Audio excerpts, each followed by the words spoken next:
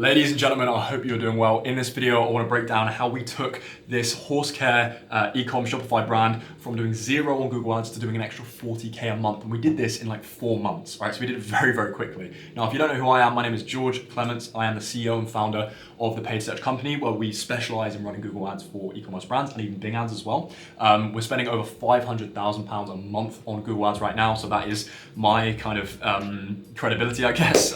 So yeah, without further ado, let's jump straight in and get to this awesome case study, okay? So I'm gonna actually break down the exact strategy we used, the exact campaigns we used. So yeah, if you're interested in doing this for yourself, please watch this video all the way through to the end. But if you want us to come in and apply our expertise to your Shopify brand and launch Google Ads for you and run them for you, you can book a one-to-one call with me down below where we can chat about it. But if not, let's just jump into it, all right? So, this brand is, I'm not going to kind of reveal the name just for privacy reasons, but this brand is obviously in the horse care space, so kind of like a pet brand, grooming brand, really nice niche to be in. And they came to us running a bit of Google Ads. They came to us in Q4 of 2023. They had hired a freelancer who was running Google Ads, but they were only making about £200 a month. You can see here when they came to us in November, they were doing about, okay, they did 200 quid in a week, so they're doing probably about 800 quid a month or so, which is not very much, right? When you factor in the cost of the freelancer, the cost of goods sold, they were probably not making any money on this at all. And you might be thinking, oh, that cost per conversion looks pretty good, right? Because the brand's AOV, I think at this point was about £40 or so, it's about 50 USD. And so you look at that CPA and you think, oh, well, at least it's pretty profitable, right? Well, not really, because the only campaign this freelancer was running was a branded search campaign.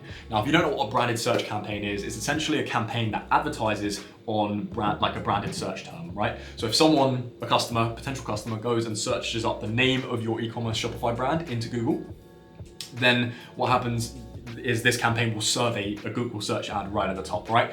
Now, why is this a bad thing? Well, it's not a bad thing. We still run branded search campaigns for our clients purely to defend their brand name from competitors, right? Because your competitors will try and bid on your brand name and steal your traffic. So it is important to run, but it definitely shouldn't be the only campaign that you run in your account, because at the end of the day, those customers who are searching up your brand name, they know probably quite a lot about your brand and they were probably very much on their way to buy anyway. So making it the sole focus of your campaign or of your account, is a terrible idea, because you're kind of paying Google for conversions that were already going to happen, all right? So when we saw this, we knew that we just had to come in and help out, right? Because this is crazy. Another thing as well is that we went into the change history and we found that this freelancer had made a single change from August all the way to November, which is absolutely crazy. You can see this is looking at all campaigns, all ad groups. Don't let this be you guys. Don't cheap out on your Google Ads and hire like a freelancer from Fiverr on to do it, because it's gonna come back and bite you, all right? So make sure you go into your change history and check what's actually going on inside of your Google Ads account, okay? So yeah, as soon as we saw all of this, we were like, right, well, we've got to help this brand out. And that's exactly what we did. We completely rebuilt the account structure. We completely rebuilt the strategy. And just in around 4 or 5 months, we have got them to doing £40,000 a month on Google Ads. This is the last 30 days, and I'm actually going to go ahead and jump over to the account itself and actually show you the campaigns in the account and like prove this is real. But yeah, £40,000 in 30 days at 5.63 return on ad spend, okay? So we spent 7,000 to make this happen, right? So very, very, very profitable. The AOV is, the cost per acquisition is obviously a lot higher, but the brand's AOV has actually gone quite a lot higher as well, which is a big part of why this was able to happen too. But if you look at just the consistency that we're seeing on Google at the moment, we're seeing probably about 20 orders. Well, we're seeing up to 20 orders a day, but even 10 orders is kind of like our minimum on Google at the moment per day. And we're seeing ROAS numbers up to like 10x. On average, obviously, we're seeing about 5-6x, right? So very, very profitable. And if you watched my last video yesterday, you might be thinking, why is he talking about ROAS? He said ROAS was a bad thing to look at. The reason why ROAS is a bad thing to look at is because Google likes to bid on branded traffic, on Facebook ads traffic, right? If you're watching this as a Shopify brand owner, I know you're running some Facebook ads, okay? Well, you most likely are. So what can happen is when you run smart campaigns like Performance Max, which I've talked about in other videos, and smart bidding and etc., Google is going to go and try and bid on the customer that's going to convert the easiest so it can look the best to you and so that you spend more money with them, right? Google Ads is a business as well.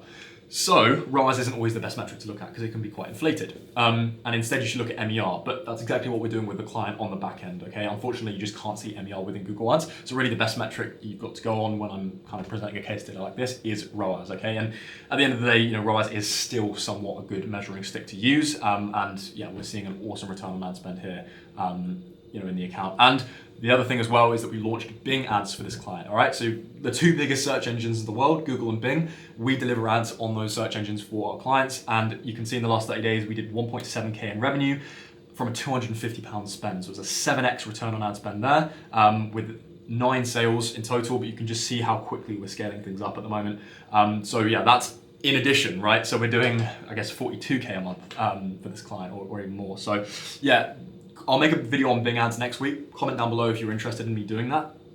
But Bing ads is so awesome, so important. And if you are running Google ads and you're seeing success with Google ads, you can literally just import them over to Bing and it's going to perform just as well. Okay, a slightly less scale because Bing is, at the end of the day, it's a smaller search engine, but things are very profitable as you can see here because there's less competition, quite frankly. So I'll make a video on that next week. If you're interested in my team coming in and not only setting up and optimizing Google ads, but also building Bing ads out for your brand, then book a call with me below and we can go ahead and do that. I'm gonna now jump into the Google Ads account itself, show you that this is all real and actually walk you through the account structure that we used. Okay, so yeah, as you can see, we've got some awesome campaigns running in this account. There's non-branded search campaigns that are producing an 11x ROAS, right? You know, 7x, 7x, 2x, right? Cost per conversion is as low as £11, which is awesome for this brand's AOV. You can see we are not actually running any performance max. All we're running are search campaigns, non-branded and branded. And the reason why there's multiple is because they're separated by location, all right? So one of the best ways to scale up your ad account is by having campaigns in different locations. So the UK, the US, New Zealand, Australia, that's why there's multiple here, okay? It's just very effective. And then that's the same with shopping as well. We've got a shopping campaign for the UK, shopping campaign for the US, Canada, right?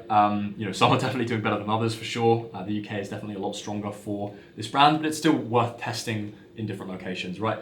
The reason why that's called horizontal scaling, all right? And that's going to allow you to increase your daily spend very quickly, all right? So yeah, just to show you that is all real, 42K in rev in 27 days or so, all right? So yeah, that is pretty much everything for this video. I give you a really quick case study of how effective Google Ads can be. If you are a Shopify brand owner and you're not running any Google Ads, book a call below. We can actually map out an action plan for how we can do the same thing for you on the call. If you are running Google Ads, but you're not so sure whether they're doing as good as they could be, maybe you think, you know, there's a lot of brands in, a lot of branded campaigns in there, and actually you're not really getting many new customers for your store, we will give you a completely free audit of those ads, you know, directed by myself and my team. So go ahead, book a call below, and I'm looking forward to speaking to you all guys soon. And if you don't want to book a call, that's all good. Subscribe to this video because I'm going to be posting lots more Google Ads value. And yeah, see you soon. Bye.